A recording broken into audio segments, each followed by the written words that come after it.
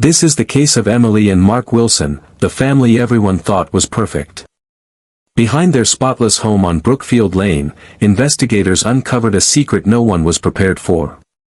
What looked like the picture of happiness was hiding something terrifying in the basement.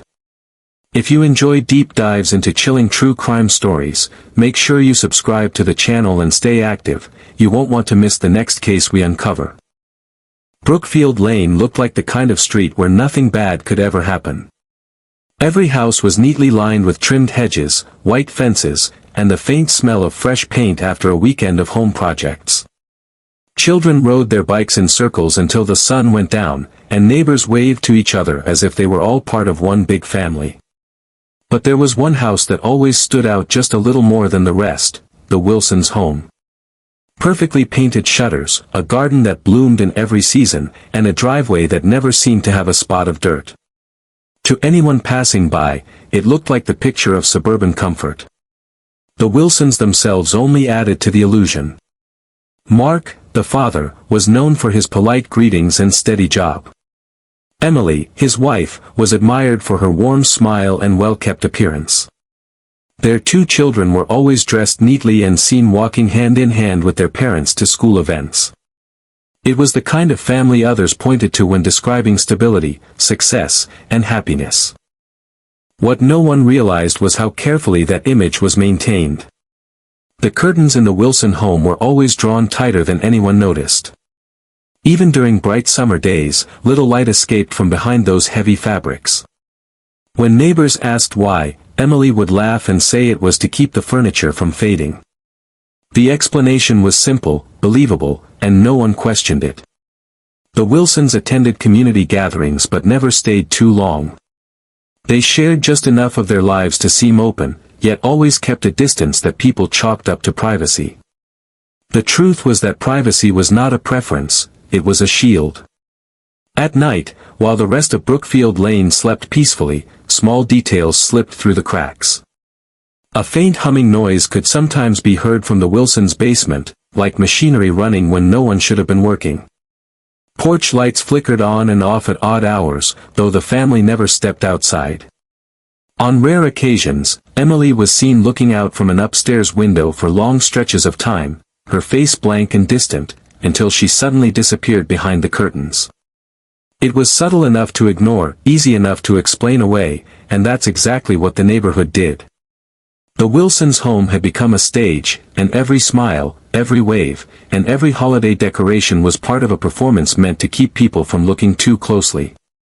What no one could see, and what no one dared to imagine, was that beneath the spotless exterior, something far darker was waiting. Emily Wilson's disappearance began quietly, almost too quietly to notice at first.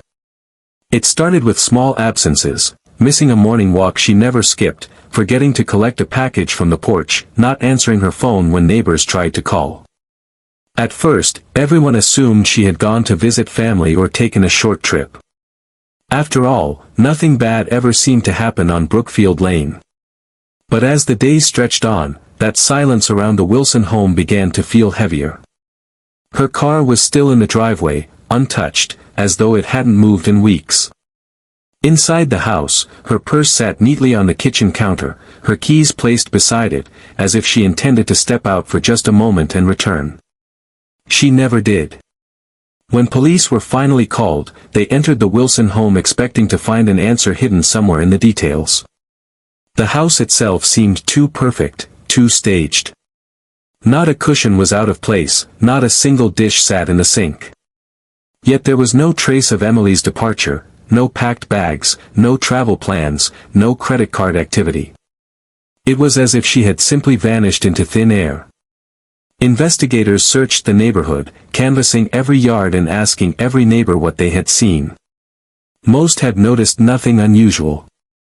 A few mentioned that they hadn't spotted Emily in several days, though they hesitated to assume anything sinister.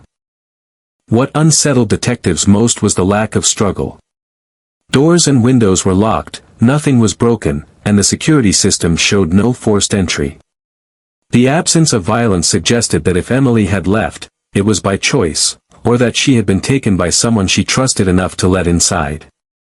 Her phone records showed no warning signs, no calls that hinted at distress, no messages of concern. Everything about her life appeared normal, even calm. And yet, she was gone. Mark Wilson explained to police that he had woken up one morning and she simply wasn't there. He said he thought she might have needed space, that maybe she had left to clear her mind. It was an explanation that sounded reasonable on the surface, but investigators could not ignore how little it matched with the woman everyone knew. Emily was steady, dependable, and deeply rooted in routine. To vanish without explanation was not in her nature. The more detectives looked around the spotless home, the more unsettling it became. Perfection had left no clues, only questions, and behind that polished image, something was beginning to feel very wrong. When detectives widened their search beyond the Wilson home, the neighbors began to talk more openly. At first, everyone repeated the same story, that the Wilsons were polite, private, and respectable. But as questions grew sharper, fragments of unease began to surface. Some admitted they had heard strange noises at night, though none of them had wanted to believe anything sinister was happening so close to their own homes. One neighbor confessed that she often heard dull thuds, like furniture being dragged across the floor, though she never saw anything being moved in or out of the house. Another recalled muffled sounds, almost like crying, carried through the stillness of the night when the streets were quiet. They all convinced themselves it was nothing, the kind of sounds old houses make, or perhaps just the ordinary stresses of family life. There was also the matter of the basement light. Several neighbors had noticed it over the years, glowing long after midnight, sometimes staying on until dawn. But no one ever saw Mark or Emily going in or out of that space. It seemed odd, but most people brushed it off as a hobby room or storage area. What unsettled investigators was the consistency of those accounts. The light was always on when no one appeared to be using it. The longer detectives listened, the more the polished image of the Wilson family began to fray. Emily had rarely spoken deeply with anyone on the street, though she smiled often and gave the impression of warmth. People realized, when asked, that they didn't really know her at all. She was friendly, but distant. Mark, too, kept himself carefully contained, never sharing much beyond small talk. They were visible, yet oddly unreachable, a family present but not fully known. As the stories piled up, investigators grew suspicious of how much had been ignored. The Wilson home had always been admired as the best on the street, but admiration had blinded everyone to the warning signs. A house too perfect, a family too polished, and a string of details that didn't quite add up. Now that Emily was gone, those memories took on a different weight.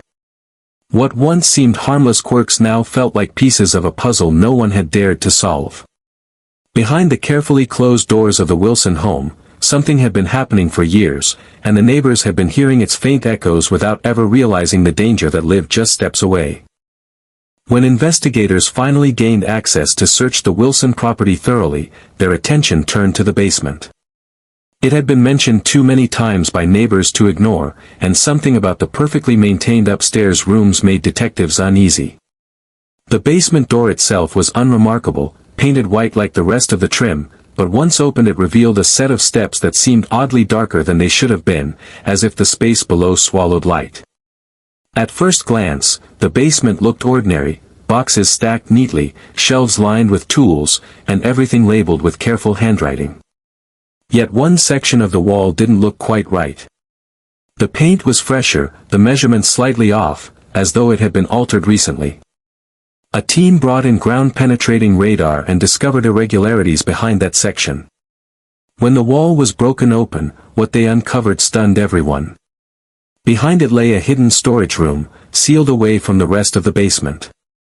The air inside was stale and carried a damp, metallic scent that made officers uneasy before they even turned on their flashlights. What the beams revealed was worse than anyone expected. There were plastic storage bins stacked against the wall, some containing old clothing stained with marks that testing later confirmed to be blood. There were photographs too, dozens of them, depicting people investigators couldn't immediately identify.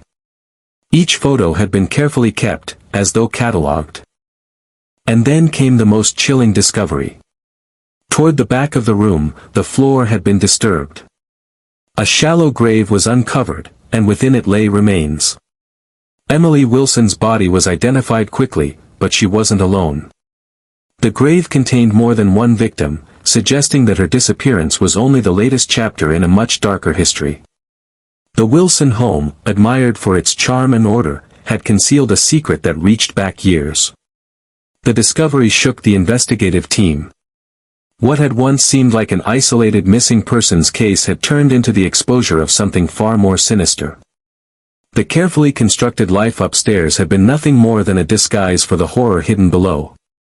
Every immaculate detail of the house had served as camouflage, covering the reality that within its walls, something monstrous had been growing unchecked. The basement, once just a rumor whispered about by neighbors, had now revealed the truth, an unthinkable secret kept under lock and key. The evidence collected from the basement pointed investigators directly to Mark Wilson. For years, he had lived behind the mask of a model husband and father, carefully shaping the image of a perfect suburban man while hiding a double life that no one suspected. His charm and steady demeanor had fooled neighbors, co-workers, even family members. But the disturbing collection of photographs, the stained clothing, and the graves beneath his home told a story far different from the one he presented. Emily's death was not the tragic accident he tried to suggest in his early statements, it was the final act of a man whose secrets had spiraled far beyond control. As detectives pieced the evidence together, they realized the Wilson home had been more than just a residence. It had functioned as both a facade and a trap. Every neat corner of the house was part of the illusion, crafted to make the family untouchable in the eyes of the community. But beneath that surface, Mark had been keeping trophies, hiding victims, and maintaining a routine of violence that no one could see. The neighbors who once admired his discipline and order now struggled to accept that the same qualities had allowed him to live undetected as a predator for years. The revelation spread quickly through Brookfield Lane, leaving the entire neighborhood shaken.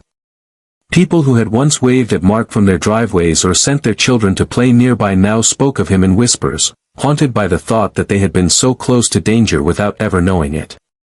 The image of the perfect family shattered in an instant, leaving behind a lingering unease that would stain the street for years to come.